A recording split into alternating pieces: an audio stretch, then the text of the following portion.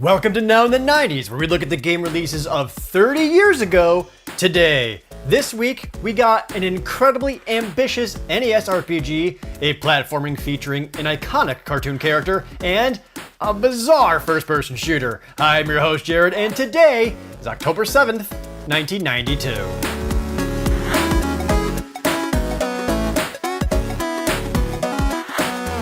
A famed long-running RPG series hits its fourth entry, released this week in October of 1992, was Dragon Warrior 4. Dragon Warrior 4 is as RPG as it gets for an NES game. Travel around with your party of characters, get into random battles, level up, get equipment, and experience an epic story. Ambitiously different for this one, though, was having multiple playable heroes. The game was divided into multiple chapters, each with their own protagonist in a different part of the world. Finish all those chapters, and you unlock a final chapter where all the heroes come together for a final showdown. It also meant having to pick your favorite characters to make your final party. Originally titled Dragon Quest IV in Japan, here in America, we always knew the series as Dragon Warrior until it fixed itself with the release of Dragon Quest VIII for the PlayStation 2. Which, for simplicity, I'm just gonna say Dragon Quest from now on. Dragon Quest was huge in Japan, so big that sometimes when a new entry came out, schools would just close themselves because so many students kept being mysteriously sick all at the same time. In the West, less hyped up. It was always enjoyable and had its fan base, but it never quite cracked the upper echelon of beloved NES games. It also could be because Dragon Quest IV had a few more annoyances compared to the previous excellent game, Dragon Quest III. For example, in the final chapter, you can only control the main hero that you chose. The rest do whatever the AI tells it to do. This leads to all kinds of frustrations, such as when Kyril, a healer character, would keep trying to cast instant death spells that don't work until he's out of magic points. This was such a problem, and fans hated it so much that they actually mocked it a bit in a spin-off series, Dragon Quest Heroes. Leading up to its release, Dragon Quest IV was pretty much entirely looked over, primarily because by this time, all eyes were on the Super Nintendo and the Sega Genesis. Nintendo Power would cover the game in March of 1993. What reviews it did get were positive though. GamePro magazine liked it, but did note how little visual improvements the fourth game made, even compared to the previous one.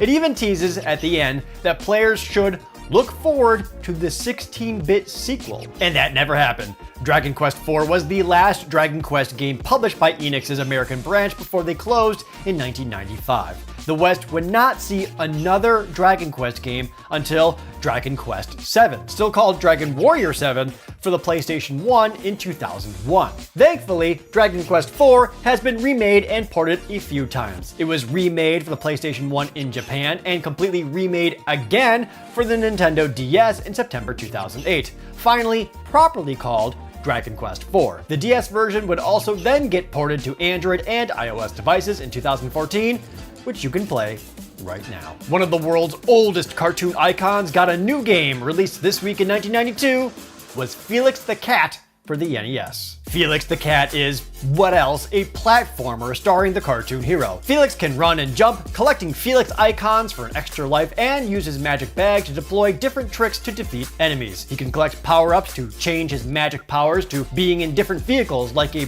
bike thing to a tank. It's also incredibly easy, and the game passes out extra lives like it's candy. Despite its simplicity, publisher Hudson Soft treated Felix like it was a big deal. It was even advertised then that he was the world's most famous cat, which maybe, but these days, he isn't a meme like Garfield is. The game was also a big enough deal that Nintendo Power featured the game on their 40th issue. Or Hudson Soft paid for that, one of the two. You'd be forgiven thinking that this was the start of a new Felix the Cat renaissance with an all-new series and the like. And there would be a new cartoon, The Twisted Tales of Felix the Cat, in 1995.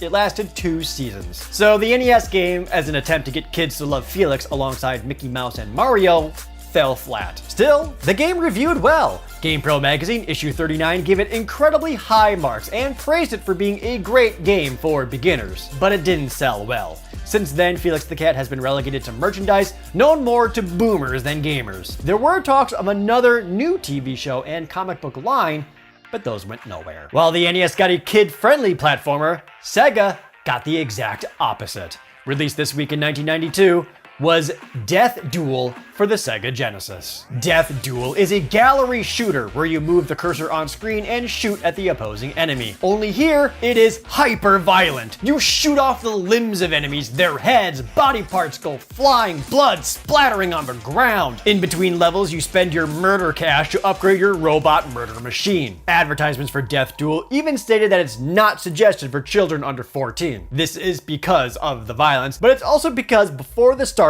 of every match, a blonde woman in booty shorts walks out with a noticeably see-through top, wiggling her hips, and says things like, "Hit him so hard his family bleeds," and "nothing finer than ripping out his spina." If you think that's awful, you should see the game over screen. It is one of the most savage screens I've ever seen to demoralize any player. Once you die, the game says, "Your defeat has brought chaos to the Federation. Your cowardice and betrayal shall be known throughout the stars. Your decaying corpse will be an object for ridicule and scorn. Disgrace will follow your family for centuries," and it just kind of keeps going. Despite the clearly juvenile appeal, Death Duel was received positively. GamePro magazine said, quote, "Death Duel's looks do kill, and the blood factor's out of sight with generally high scores. As for now, the game is dull. The gameplay is too simplistic, slow-paced, and uninteresting. If it wasn't for the occasional blood and just a hint of nipple, no kid would have found this fun to play back then either." I don't think I've ever seen a cartridge of this game in person either, so I'm not convinced people actually owned it in the 90s. And as far as we can tell, Death Duel has never been ported or re-released for anything, making it available only in Sega Genesis cartridge form. As for the other games released this week, here's Editor Dylan. You know what I haven't covered in a while? Baseball. Luckily, Super Batter Up released this week on the Super Nintendo. Remember when I said Super Bowling had that classic SNES charm? Well, I'm happy to say this game has it too. Those vibrant colors, the catchy upbeat music and sounds with the extra reverb, it hits right.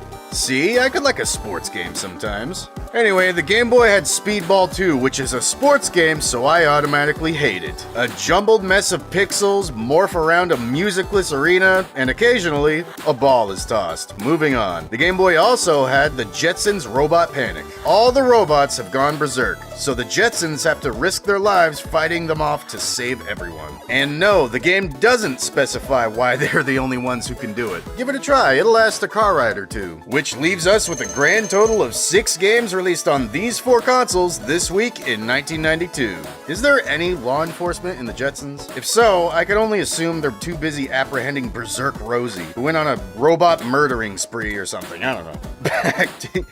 That's probably it. Back to you, Jared. Thank you, Dylan. As a late-era NES RPG, Dragon Quest IV is among the most valuable of all NES games and is this week's biggest value gainer. It released at a price of $60, and now just the cartridge itself is worth under $150, and it nears $300 with the box and manual. While not as big, Felix the Cat is obscure enough to also have seen an increase in value. It goes for just under $100 for the loose cartridge and just over $250 for it complete. Death Duel's value has completely died. It released with a retail price of $59.95 and is now worth less than $15 for the game or $30 when it's complete. And that's it for today. Next week, one of the most infamously bad examples of box art, some monster brawling, and Final Fantasy.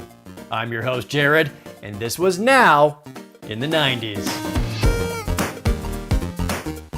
Thank you so much for watching Now in the 90s. Please like the video and leave a comment down below, and don't forget to subscribe if you haven't already. And if you already are a subscriber, thank you so much for watching this every single week. I get asked all the time, since I love Final Fantasy, what do I think of the Dragon Quest games? And I gotta be honest, I've only ever played 3 of them. Dragon Quest 1, Dragon Quest 8, and Dragon Quest 11. Should I play 4?